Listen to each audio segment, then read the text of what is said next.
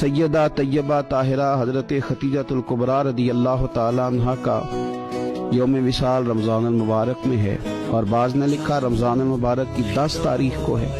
حضرت خدیجۃ الکبریٰ رضی اللہ تعالی عنہا نبی پاک صلی اللہ تعالی علیہ وسلم کی سب سے پہلی زوجہ ہیں، اور یہ وہ خوبصورت خاتون ہے جن کی موجودگی میں نبی پاک علیہ السلام نے دوسرا نکاح نہیں فرمایا۔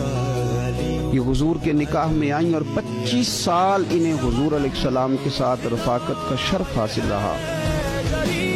بڑی امیر تھیں، بڑا مال تھا، اللہ نے بڑا نوازا تھا، لیکن انہیں ہر چیز حضور کے مقدس قدموں پہ نچھاور کر دی۔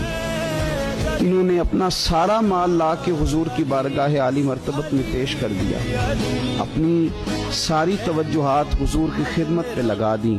حضور علیہ السلام جب کفار کی ظلم و ستم سے، ان کی طرف سے آنے والی تکلیفوں سے پریشان ہو کے لوٹتے تو یہ مقدس خاتون میرے قریب محبوب کی دلجوئی کرتی۔